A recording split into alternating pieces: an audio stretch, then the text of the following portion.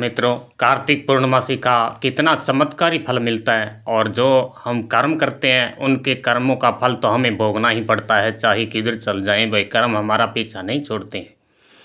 एक किसान था, उस किसान के 3 पुत्र थे।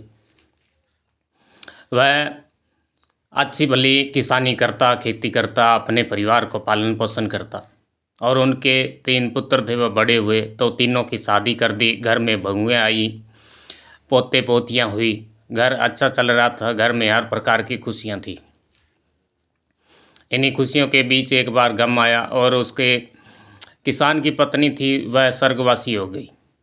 तो मित्रों, स्वर्गवासी होने के बाद किसान अपना सारा जीवन जो है भक्ति भावने में लगा देता है और सारा दिन भगवान की पूजा पाठ करता, उन्हें भोग लगाता और भोग प्रसाद अपने बच्चों बहुओं में, अड़ोसी पड़ोसियों में बांट दिया करता। इस तरह उसकी ज़िंदगी बहुत अच्छी सी चल रही थी। धीरे धीरे जो उनके बेटों की बहुएँ थी वह उस किसान के भक्ति करने से, सेवा करने से, उनके भोग लगाने से और बच्चों, परिवार और पड़ोसियों में बांटने से वह चिढ़ती थी और वह हमेशा ससुर से जब उन्हें भोग प्रसाद की चीज़ प्रसाद दिया करता खाने को तो वह उनसे नहीं खाती थी, उस प्रसाद को फेंक दिया करती थी। तो धीरे धीरे वे बहुएँ बहुत ज़्यादा चिढ़ गई थी और वह किसान का हमेशा मन भक्ति भावना में लगा रहता। वह कभी इस बारे में नहीं सोचता कि मेरी बहुएँ मेरी सेवा भावना से चिढ़ती है, मेरी पूजा पाठ से चिढ़ती है। तो एक दिन तीनों बहुओं ने विचार किया आपस में कि इस तरह हमारा ससुर, जो बूढ़ा ससुर है, यह भक्ति भावना से हमारा कमाया हुआ धन बर्बाद कर रहा है, हमें कंगाल कर देगा, हमारे पैसों से ही भोग प्रसाद बनाकर और इधर उधर बांट देता है, हम कमाते हैं। तो ऐसा विचार करके उन्होंने कहा कि हम क्यों न अलग हो जाएं।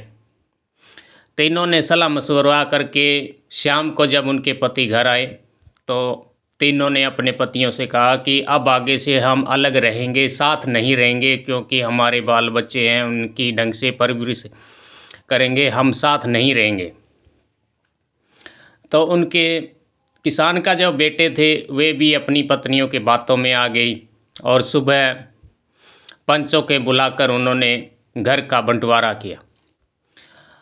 तो दूसरे दिन घर में पंच आए तो पंचों ने बंटवारा किया, घर के 4 हिस्सों में बांट दिया। 4 हिस्सों में बांट दिया, एक एक हिस्सा चारों के आगे, 3 हिस्से बेटों के, चौथा हिस्सा जो है वो बूढ़े किसान के हिस्से में आया। किसान बहुत दुखी हुआ, उन्हें सोचा मैंने अपने परिवार को, अपने बेटों को इतने लाड प्यार से पाला, उनकी परवरिश की, आज मैं बुज़ुर्ग हो गया हूँ तो ये मुझे दरकिनार करके अपने बहुओं की बातों में आकर मुझसे अलग हो रहे हैं। मैं चाहता था मेरे बुढ़ापे में मेरे बेटे मेरी सहायता करेंगे, मेरी सहारा बनेंगे, किंतु ये तो अपनी बहुओं की बातों में आकर मुझसे अलग हो रहे हैं।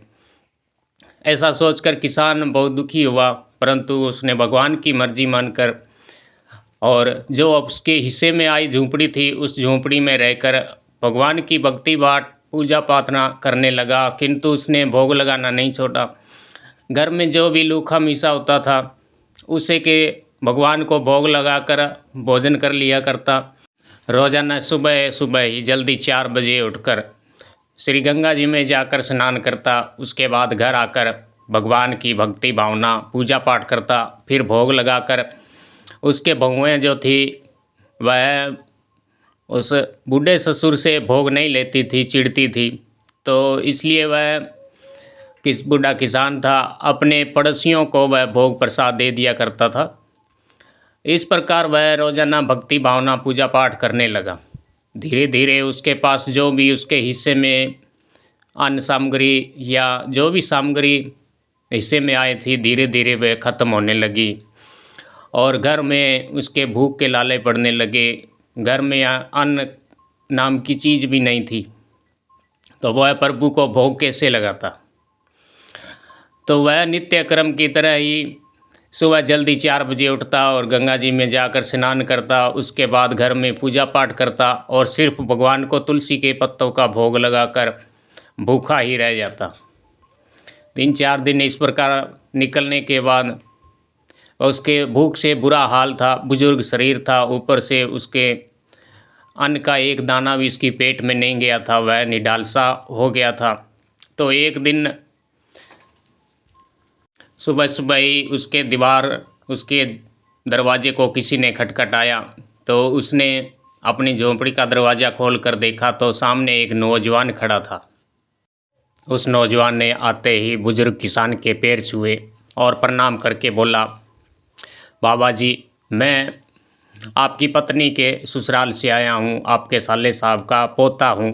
इसलिए मुझे पता लगा कि आपके बेटे बहुओं ने आपको अलग कर दिया है। तो आपने जब मेरी बुआ जी रही थी तब आपने उनकी बहुत सेवा की थी और मेरी बुआ जी हमेशा हमें बताया करती थी कि आपके फूफा जी मेरा बहुत ख्याल रखते हैं, किसी भी चीज़ की कोई कमी नहीं आने देते। और इसलिए मेरे पिताजी ने कहा कि तुम जाओ, उन जो हमारे जीजा जी हैं उनको थोड़ा खाने पीने का सामान, दवाइयाँ वगैरह देकर आओ, जिससे उनके बुढ़ापे में कुछ सहारा बन जाए। उनके बेटे बहुओं ने बिल्कुल उनसे किनारा कर लिया है, अब तुम जाओ कुछ सहारा देकर आओ। तो उस बूढ़े किसान ने कहा, ये तो बहुत ही अच्छी बात है, उसे बहुत खुशी हुई।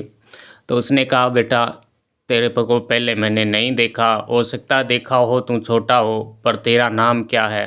तो उसने कहा, मेरा नाम गिरधारी है। तो उसने कहा, ठीक है बेटा गिरधारी, तुम रख दो यहाँ सामान और तुम्हारा बहुत भला होगा, तुमने मेरे बुढ़ापे में कुछ सहारा दिया। तो जो किसान था वह कई दिनों का भूखा था, उसने भोजन पानी बनाया और गंगा जी में जाकर स्नान किया। उसके बाद भगवान का भोग लगाकर फिर उसने भोजन किया। इस तरह गिरधारी रोज़ उस बुज़ुर्ग किसान को खाने पीने की चीज़ें और दवाई वगैरह दे जाया करता था, जिससे धीरे धीरे किसान जो है पहले की तरह ही तंदुरुस्त हो गया और वह भगवान की भक्ति और ज़ोर से करने लगा। तो उनकी जो बहुएं थी उन्होंने देखा कि यह बूढ़ा तो हम चाहते थे भी अलग हो जाएंगे, तो यह धीरे धीरे भूख प्यास से मर जाएगा, तो इसके बाकी जो जायदाद है उस पर हमारा कब्जा हो जाएगा और ये तो मरने के बजाय पहले से भी ज़्यादा तगड़ा मोटा हो गया है। क्यों ना हम इसके घर जाकर देखें भी ये क्या करता है, क्या खाता है, इसके पास धन पैसा और अनाज कहाँ से आता है। तो तीनों बहुओं ने विचार किया और बुजुर्ग किसान जब सुबह सुबह ही श्री गंगा जी में स्नान करने के लिए गया तो वह पीछे जाकर उस किसान की झोंपड़ी में जाकर तलाशी लेने लगी। तो उन्होंने देखा कि बुजुर्ग किसान के घर में बहुत से अन्न धन और काजू मेवे पिस्ते, बहुत से घी दूध, बहुत सी सामग्री पड़ी है, जिसे देखकर किसान के बहुएं जो थी वह जल भुन गई और कहने लगी, यह बूढ़ा पता नहीं है सामान कहाँ से लाता है, हो सकता है ये हमारे घर से ही चोरी करके लाता हो, हम किसी काम में उलझी हुई हो और यह पीछे से हमारा सामान चुरा कर ले आता हो। ऐसा ही सोचकर उन्होंने उस बुजुर्ग किसान के घर से सब सामग्री है जो वह अपने झोलियों में डाल ली, सब सामग्री इकट्ठी करके, और जो भोग प्रसाद का सामान था वह नाली में गिरा दिया और सब सामग्री लेकर अपने घर को जाने लगी। जो वह बुजुर्ग किसान जो भोग प्रसाद भगवान के लिए अर्पण करने के लिए बनाकर गया था, भी आकर भगवान को मैं भोग लगाऊंगा, तो वह भोग प्रसाद जो अच्छा था वह गंदी नाली में पड़ने से भगवान का कोप उन तीनों बहुओं पर आ गया और बाहर जाते जाते देखने लगा तीनों बहुओं के पाँव से धीरे धीरे एक कुत्ते के पंजों के रूप में बदलने लगी। धीरे धीरे वे कुतिया के स्वरूप में बदलने लगी। तो उनके बच्चे देखकर ज़ोर ज़ोर चिल्लाने लगे, देखो पापा जी देखो, माँ कुत्ता बन रही है, कुत्ते के रूप में बन रही है, कुतिया बन रही है। तो उनके पति भी यह देखकर बहुत ही घबरा गए और वे कर भी क्या सकते थे। भगवान की महिमा, भगवान की माया उनकी समझ से परे थी। तो भगवान के भोग गिराने के कोप के कारण उनका पूरा का पूरा शरीर जो है कुतिया के रूप में तब्दील हो गया और घर में रोला चिल्लाना हो गया, घर में उनके बच्चे बेटे ज़ोर ज़ोर से रोने लगे, चिल्लाने लगे, हाय हाय ये क्या हो गया, हाय हाय क्या हो गया।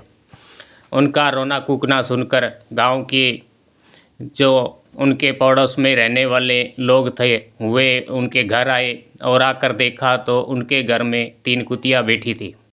उनके बेटों ने किसान के बेटों ने बताया कि हमारे जो पत्नियां थी हमारे पिताजी से बहुत ही ईर्ष्या करती थी और ईर्ष्या करने के कारण उनके घर से सारा सामान इन्होंने अपनी पोटलियों में बांध लिया और भगवान का बनाया हुआ प्रसाद भोग जा तो वह उन्होंने गंदी नाली में फेंक दिया। इसी के कारण ये कुतिया के रूप में बदल गई। तो उनके पड़ोसियों ने देखा कि अभी तो वह बूढ़ा किसान जो बुजुर्ग किसान था गंगा जी स्नान करने के लिए गया हुआ है। तो उन्होंने एक आदमी को भेजकर कहा, जाओ तुम बुजुर्ग किसान को कहो भी तुम्हारी बहुएं हैं जो कुतियों के रूप में बदल गई है। तो उनमें एक आदमी भागा भागा उस किसान के पास गया जो गंगा जी में स्नान करने के लिए बैठा ही था। तो कहा कि तुम्हारी बहुएं जो है कुतियों में बदल गई है। उन्होंने सारा माजरा बताया। तो उस किसान ने जल्दी जल्दी स्नान किया और घर आकर देखा तो उनके बहुएं जो थी वे कुतियों के रूप में बदल चुकी थी और बुजुर्ग किसान की तरफ देखकर रो रही थी। उनकी आंखों में आंसू आ रहे थे। अपने कृतज्ञ भाव से दोनों पंजे जुड़े हुए थे। वे अपनी पाप को देखकर पछता रही थी। कह रही थी, अपने मन ही मन कह रही थी, ये हमने कैसा घृणित पाप किया है जिसका हम फल भोग रहे हैं। तो संयोग बस उसी दिन उस गांव में एक साधु आया और साधु से उन सब लोगों ने पूछा भी इस पाप से कैसे छुटकारा मिलेगा। तो साधु ने कहा कि अब कार्तिक पूर्णमासी आ रही है। कार्तिक पूर्णमासी के दिन आपको 21 ब्राह्मणों को भोजन कराना होगा और तुम जो गंगा जी स्नान करके आ रहे हो उन जल से इन तीनों बहुओं को स्नान कराने के बाद और तुम्हारे स्नान से बचा हुआ पानी इनके ऊपर छिड़कने से और ब्राह्मणों के भोजन करने के बाद उनका जूठा भोजन कुतियों द्वारा खाए जाने से ही इनको इस पाप से मुक्ति मिलेगी। तो कार्तिक पूर्णमासी का दिन आ गया और उन्होंने 21 ब्राह्मणों को बुला लिया और 21 ब्राह्मणों को बहुत ही अच्छा भोजन कराया। भोजन कराने के बाद उन ब्राह्मणों द्वारा बचा हुआ जूठा भोजन कुतिया जब खाने लगी तो उस बुजुर्ग किसान ने अपने नहाने के बाद जो बचा हुआ पानी था, नहाने वाला पानी था जो, उससे उन तीनों कुतियों के ऊपर छिड़का। तो भगवान की कृपा से वे पहले की तरह ही औरतें बन गई और औरतें बनने के बाद तुरंत वे बूढ़े किसान के चरणों में गिर पड़ी और अपने पाप की रो रो कर क्षमा मांगने लगी। तो मित्रों, इस तरह उस किसान ने उन अपनी बहुओं को क्षमा कर दिया और फिर अपना बंटवारा छोड़कर वे तीनों चारों लोग अपने साथ रहने लगे और खुशी खुशी भगवान की भक्ति भावना पूजा पाठ करने लगे। तो मित्रों, किसी का भी दिल नहीं दुखाना चाहिए। माँ बाप जो है हमारा बचपन में बहुत ख्याल रखते हैं। वे इसीलिए हमें पाल पोस कर बड़े करते हैं कि बुजुर्ग होने पर हमारा सहारा बनेंगे बचपन में। इसीलिए हमारा इतना ख्याल रखते हैं कि बुजुर्ग होने पर हमारे बुढ़ापे के लाठी बनेंगे। इसलिए अपने माता पिता बुजुर्गों का कभी भी अपमान नहीं करना चाहिए, कभी भी उनका दिल नहीं दुखाना चाहिए। हमेशा भगवान की पूजा पाठ आराधना करनी चाहिए। और जो भी पूर्णमासी के दिन इस पावन व्रत को रखता है और इस कथा को सुनता है उसके सारे पाप दूर हो जाते हैं। अंत में भगवान श्री कृष्ण की धाम की प्राप्ति होती है। जय श्री कृष्ण।